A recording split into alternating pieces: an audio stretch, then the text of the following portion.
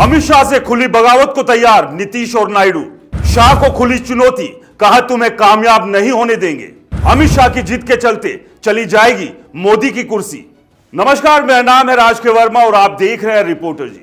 दोस्तों, खेला हो गया।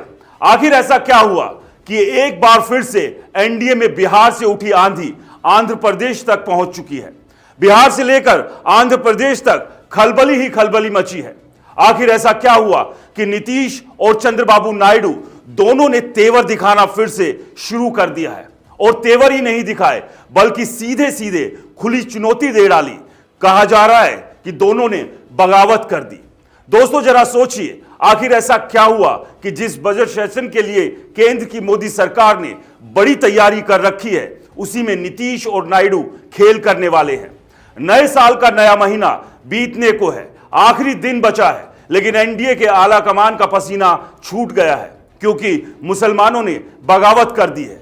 यह भी आपको बताएंगे मुसलमानों ने कहां और किस तौर पर बगावत की, आखिर किस तरीके से उनके बोल बिगड़े हैं और कैसे वो लोग हंगामा कर रहे हैं। लेकिन इन तमाम चीजों के बीच में अमित शाह ने किस तौर पर बड़बोलापन दिखाया और शाह के बड़बोलेपन ने किस तरीके से प्रधानमंत्री नरेंद्र मोदी की कुर्सी फंसा दी, आपको विस्तार से बताएंगे। दरअसल दोस्तों, एक तरफ बिहार में बजट सेशन का वक्त नजदीक आ रहा है, दूसरी तरफ केंद्र बजट सत्र शुरू होने जा रहा है और दोनों के बीच में बिहार और आंध्र प्रदेश और केंद्र की तिकड़ी ऐसी बनी हुई है जिसमें मोदी की कुर्सी अमित शाह के बड़बोलेपन की वजह से हिलती नजर आ रही है। मैं ये सब क्यों कह रहा हूं, ये फैक्ट और फिगर के साथ में रखूंगा। दोस्तों, कहा यह भी जा रहा है कि अमित शाह ने जिस तरीके से देश के वक्फ की जमीनों को लेकर के जो कुछ रणनीति बनाई और उसमें जो प्लानिंग तैयार की गई, वक्फ की जमीन से जुड़े बिल को जिस तरीके से पास करने के लिए लोकसभा और राज्यसभा के पटल पर रखा गया और हंगामा जिस तरीके से हुआ, बिल जेपीसी में गया, जेपीसी में पास हो गया, उन संशोधनों को पास कर दिया गया क्योंकि आंकड़े एनडीए के पक्ष में थे, क्योंकि खेल एनडीए को करना था, क्योंकि बीजेपी के सांसद उस 31 संसदीय समिति वाली जेपीसी के सबसे ज्यादा तादाद में थे। इसलिए भारतीय जनता पार्टी ने आंकड़ों की बुनियाद पर पूरा गेम सेट कर दिया। चूंकि वक्फ बिल संशोधन को लेकर के जिस तरीके से मुस्लिम संगठन हो या मुस्लिम वोट बैंक, दोनों के फैक्टर में नीतीश और चंद्रबाबू नायडू उलझे हैं और उसमें उन्होंने जिस कड़ी को सुलझाने की कोशिश की, उसमें अब यह खबर निकलकर सामने आ रही है कि साहब, बजट सत्र में जब इसे पारित कराने की बात आएगी तो फिर दोनों अपने हाथ खड़ा कर देंगे, क्योंकि देश के मुसलमान जिस तरीके से इस मामले को लेकर के मोदी सरकार के सामने खड़े होते नजर आ रहे हैं, और ऐसे में नायडू और नीतीश के सामने एक बैरिकेड खड़ा कर दिया है, क्योंकि दोनों की राजनीति यानी आंध्र प्रदेश में मुस्लिम वोट बैंक चंद्रबाबू नायडू के लिए एक बड़ा वोट बैंक होता है। मुसलमानों के लिए वहां पर चंद्रबाबू नायडू किस तरीके से योजनाओं का ऐलान करते हैं, यहां तक कि आरक्षण की बात करते हैं, यहां तक कि हज में जाने वालों को अलग से आर्थिक मदद की बात करते हैं, किस तरीके से वहां पर मस्जिद मदरसों में वहां के इमामों से लेकर के मजहब के मुसलमानों के स्थलों की देखभाल करने के लिए बजट का प्रावधान करते हैं, किस तरीके से मुसलमानों की सहायता वो अपनी चुनावी घोषणाओं के साथ साथ अपनी चुनावी रैलियों में करते हैं। नीतीश कुमार का भी वही पैटर्न है। अब बिहार में भी समझ लीजिए, करीब 17% मुस्लिम आबादी वाले वोटर बिहार में हैं। नीतीश के पक्ष में एक बड़ा तबका मुस्लिम वोटर का है और ऐसे में मुस्लिम संगठनों ने नीतीश कुमार से बीते दिनों जिस तरीके से बात की थी कि साहब, आप तो हमारे साथ ही खेल कर रहे हैं, यह खेल अब ज्यादा हो रहा है, इस पर आपके उस कदम को लेकर हमें इंतजार होगा कि आप करेंगे क्या, आपका सहयोग हमें मिलेगा या नहीं। संसद के भीतर इसे पारित नहीं होना चाहिए। जाहिर है नीतीश और नायडू इस समय मोदी की मजबूत बैसाखी के तौर पर देखे जाते हैं। दोनों का मुस्लिम वोट बैंक बुनियाद है और दोनों ही मुस्लिम समाज में एक्सेप्टेबिलिटी के तौर पर देखे जाते हैं। इसलिए बिहार के अंदर गिरिराज सिंह जब उस किस्म की यात्रा निकालते हैं तो नीतीश असहज हो जाते हैं, क्योंकि उनको लगता है कि उनका मुस्लिम वोट बैंक छिटक जाएगा।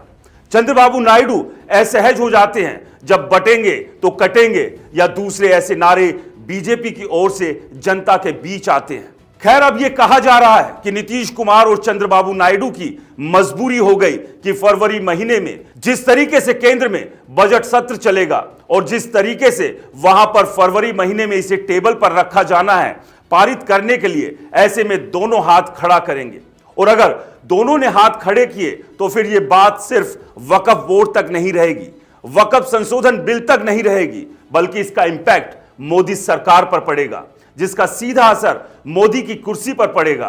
क्योंकि विपक्ष कहेगा कि साहब, इस मामले पर जो आंकड़े सामने आए हैं उसमें मोदी सरकार तो अल्पमत में आ गई है, और ऐसे में मौजूदा वक्त की मोदी सरकार अल्पमत में है तो क्या नो कॉन्फिडेंस मोशन लाया जाएगा? जरा सोचिए, ये सारी तो दूर की कड़ियां हैं, लेकिन इस बीच में राजनीतिक जानकार मानते हैं कि वक्फ संशोधन बिल को लाने के पीछे का असली मास्टरमाइंड जो है वो अमित शाह है। अमित शाह ने पूरी रणनीति बनाई थी। अमित शाह को यह पता था कि ऐसी स्थिति में नीतीश और नायडू की तरफ से संसद में इस पर समर्थन नहीं मिलेगा। ऐसे में उन्होंने जेपीसी के अंदर संशोधन को पारित कराने में कामयाबी हासिल कर ली, क्योंकि विपक्ष के सांसदों को, विपक्ष के मेंबरों को जेपीसी में किस तरीके से दबाया गया, उनके संशोधन को किस तरीके से खारिज किया गया और किस अंदाज में भारतीय जनता पार्टी का जो एक आइडियल बिल था, एक एक्ट, उसको किस तरीके से, किस चालाकी के साथ में पारित करा लिया गया। क्योंकि आंकड़ों का खेल है साहब, उनके आंकड़े ज्यादा हो गए, 16 एक तरफ हो गए, बाकी उनके मुकाबले में विपक्षी कम रहे। तो ऐसी स्थिति में वहां पर यह आंकड़ा विपक्ष के काम नहीं आया, लेकिन संसद के भीतर माना जा रहा है कि आंकड़ा विपक्ष के सुर में सुर मिलाएगा। नीतीश और नायडू विपक्ष के सुर में सुर मिलाते हुए दिखेंगे। यह दबाव मुस्लिम कम्युनिटी की तरफ से इस वक्त नीतीश और चंद्रबाबू नायडू के ऊपर पड़ रहा है, और इसलिए दोनों के तेवर बदले बदले से दिखने लगे हैं। अंदर खाने में बताया जा रहा है कि नीतीश और नायडू ने खुले तौर पर इस बात को लेकर के फैसला ले लिया है कि संसद में वक्फ अमेंडमेंट एक्ट बिल को लेकर के उनकी पार्टी सहयोग नहीं करेगी। तो फिर ऐसी स्थिति में मोदी सरकार की कुर्सी हिलेगी, और इसलिए हमने यहां पर लिखा कि शाह ने मोदी की कुर्सी दांव पर लगा दी है, यानी फंसा दी है। ऐसी स्थिति में आगे की जो तस्वीर बनती हुई दिख रही है, आप महाराष्ट्र को देख लीजिए, बिहार की राजनीति को देख लीजिए, और जिस अंदाज में दिल्ली विधानसभा चुनाव चल रहा है, इन तमाम समीकरणों के बीच में एक ऐसी स्थिति में आकर के मोदी की कुर्सी के गोडे यानी कि पांव हिलते नजर आ रहे हैं। जिस अंदाज में शाह सोचते हैं उसके लिए तो वो कुछ भी करने को तैयार हो जाते हैं। शाह के सामने बिहार और महाराष्ट्र के साथ साथ केंद्र की सरकार को बचाए रखना, बनाए रखना, अपने दम पर बहुमत का आंकड़ा जुटाना, चाहे उसके लिए तोड़फोड़ या फिर कुछ भी करना पड़े। लेकिन इस वक्त तो ऐसा लग रहा है कि बीजेपी के सारे दांव धराशायी हो गए हैं। अब ऐसी स्थिति में जो दांव इस वक्त दिख रहे हैं, उन दांव को लेकर के तो यही कहा जा रहा है कि मोदी की कुर्सी तो फंसी हुई है। दोस्तों, इस पूरे सब्जेक्ट पर आपकी क्या राय है? हमें कमेंट्स कर जरूर बताएं। नमस्कार।